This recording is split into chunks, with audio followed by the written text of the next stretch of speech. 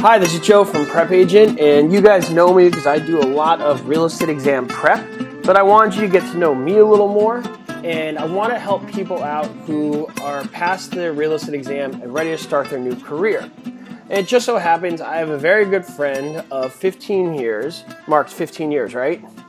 At least 15 years. 15 years, who's an incredibly successful agent in Newport. Now, we're not going to go into the exact how-tos of real estate. We are going to more talk about everyday discussions, what he goes through, and little things that happen, and hopefully you guys will follow as we create this as a regular thing.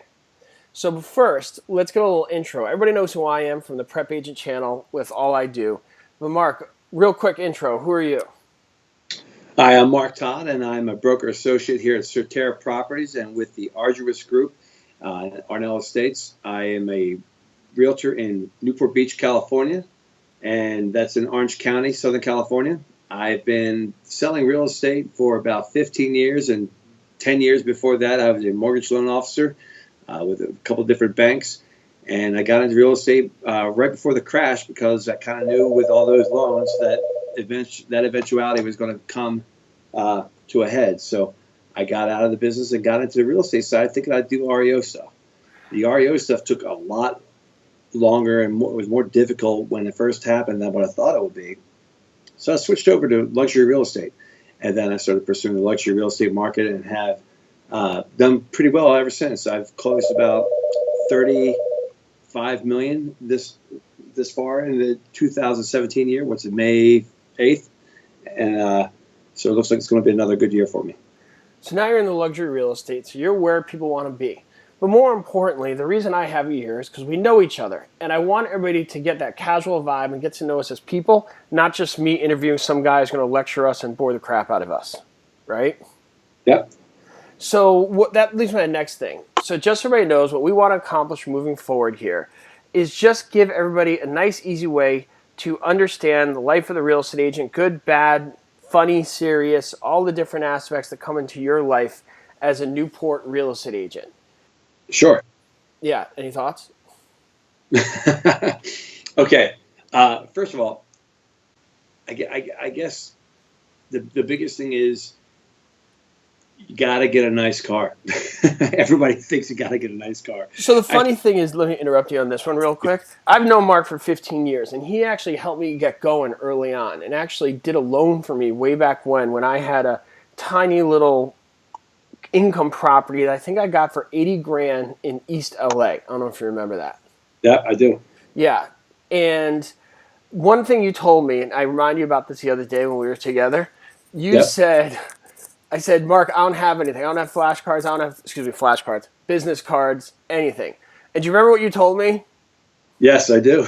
Because we were laughing about it. Yeah, you said, get a nice car. Get a nice car, Joe. And then eventually you'll make it. I was like, I can't afford a nice car. Doesn't matter. Find a way to get that nice car. I was like, I can't eat. I can't get a burrito. He's like, doesn't matter. Get a nice car. Because I'll set the goals. And I was thinking, that's right from a movie. You got that. You didn't just think of that. At the time, you said, no, that's my plan for success. But later, didn't you say that's from a movie? Well, it's interesting because so my first job interview was with a guy selling penny stocks, just like in The Wolf of Wall Street. I knew you got it from a movie. Yeah, well, this is actual real life, though. I mean, our conversation was 10 years before The Wolf of Wall Street even came out. Yeah, so is Braveheart. I'm not screaming courage, to everybody, and that's based on real life. Anyways. Yeah. So that guy told me, he said, Mark, go out and get a real car. So you're always going to be at work. So when you drive to and from work, you feel like you've made it.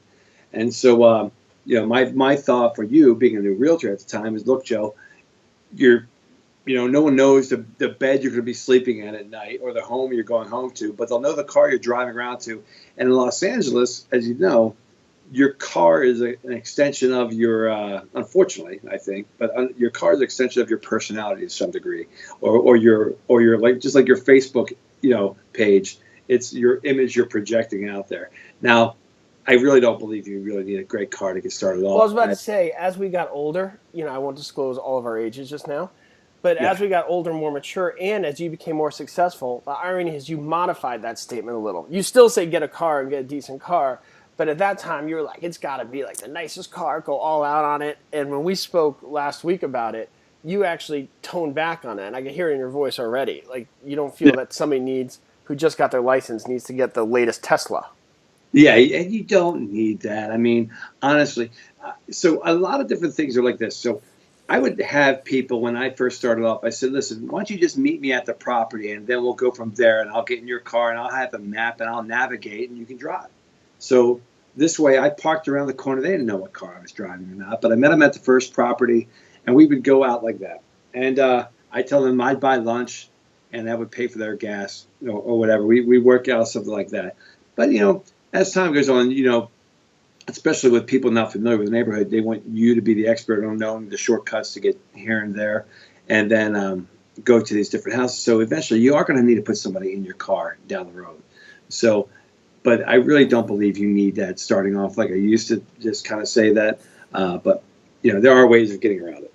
So, which leads to my next thing. As people are listening to this, I want to allude to what we're going to do moving forward. Like what you talked about, that's going to be a great topic we're going to talk about later. Because you sell in Newport, arguably the most expensive area in America, if not the most, definitely up there, top 5. And you'll be able to talk about how does somebody who doesn't have a lot of money enter that without showing they don't have a lot of money, but still cater to those people with money. And you talked about parking around the corner, and we could have a really fun chat about that. Yep. And moving forward, our conversations, we're going to be 100% honest. I'm going to try and stay away from stuffy pitches and all that kind of stuff. Just very real talk about the business, how to do well in the business, and maybe some personal anecdotes between you and I over the years. And Joe, let me interject there too, because as you know, but your listeners don't know that I grew up in Baltimore City in a bad part of town, but it's now regentrified and it's nice. But I used to be ashamed of telling people the neighborhood I was from, and I came across country with only $600 to my name, $300 on a credit card and $300 in cash. I drove across the United States in a little 2-seater Fiero with everything I owned and a great speaker and $600. 2.5 days, I stayed at a friend of a friend's house for that night. And the next morning, his friend in San Diego called. And I drove down to San Diego and I knocked on his friend's door and I said, hey, you mind if I move in? He goes, no way. My buddy Glenn, our mutual friend, has saddled me with other guys before, and I'm not going to take a new roommate. But the girls next door might need a roommate. So I went ahead and knocked on their door, and I moved in that day, and I got a job waiting tables that very next day. And you're not giving the story of Three's Company, are you? No, but it was a Three's Company kind of. I was about to say, I was like, are you describing like, are you Jack Tripper? Coming in. Yeah, I'm totally Jack Tripper, but it's very funny because I have a dear friend who totally reminds me of the landlord, Mr. Roper. Anyway, so that's my lawyer. I'll bring him into another story. But my very first table, I was waiting tables on. There's 10 people at this tabletop, and they go, Mark, you don't want to be a waiter all your life. What do you want to do? I go, I'm out here to get in the mortgage industry. And they all started laughing at me. I go, what's the big joke? And they said, well, listen, all the time you think you're making flyers, all the time you're searching information up and searching rates and trying to get information to your clients. None of that is work. The only time you're ever working is when you're belly to belly with your client. And that always resonated with me. Even when I came across over into real estate, we do a lot of work that we think is work, but it's really not our job. Our job is to be belly to belly with our clients. And if we can't get belly to belly with them, then we're spinning our wheels. And only when you're face to face with somebody and you're really connecting with them on a very authentic way, that's the only time when your business is going to grow. That's the way I feel about it. That is so true. And, reality, that's part of the reason we're doing this now. Because when you're online in this digital age, it's really hard to get that personal feel. And we're hoping people get to know me more. I believe it'll help my business. They know me more, and they'll get some value out of it. And people get to know you more, and you'll get value out of it. Like, it's a win-win. People get to know us. They're going to get some great knowledge, hopefully listen to some witty commentary, and it creates a more personal relationship. And We'll also talk about the value of podcasting and social media, how to kind of create that personal vibe, via the internet and via podcast, social media, YouTube, because you can never replace what you're talking about there, but, you could kind of meet it halfway if you know what you're doing. Yeah, and one of the things I did when I came across country too is, if you want to be successful in real estate, burn the boats. Have no other choice but to be successful. Because if you have options, and fallback plans, you'll probably fall back to them. That's why the Red Hot Chili Peppers were successful. That's exactly right. I don't know if anybody knows the Red Hot Chili Peppers story. They were living on the streets, didn't have education. Their only option was music, and therefore they became big musicians. Yep. So You have to burn the boats. I mean, and I believe, it's a cliche now, but when failure is not an option, right? And when you have that kind of mindset, you're going to win. When you need to sell a house as bad as you need to breathe oxygen, you're going to find a way to get a deal. right, and that's the case for you. Is you support your family by selling these houses. That's correct. I'm a at-home mom, and I have twin sons that like to live the Newport Beach lifestyle. Right. So we're going to talk a lot about that because that's a whole nother conversation where I could get into that all sounds very good, but at the same time I need to eat every day. And we'll get into a whole different conversation. I can't burn every bridge until I start making commission. Where's that balance? How do you achieve that balance? What are things you could do to kind of stay in the business while still burning the boats, as you put it, without drowning, if you want to use that term? Yeah, yeah. And these are all things we're going to talk about a lot more as this goes forward. So with that being said, this is Joe from Prep Agent. I hope everybody likes what we're going for here, and I hope everybody follows us as we continue to do this a little more. Mark, will you continue to do this?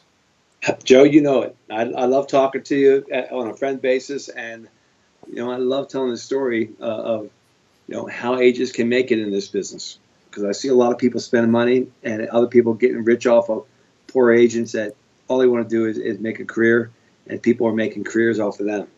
Sounds good. So that's that. It's Joe from Prep Agent with Mark selling real estate in Newport. Thanks. Keep up, Joe. Okay. Talk to you soon. Bye-bye.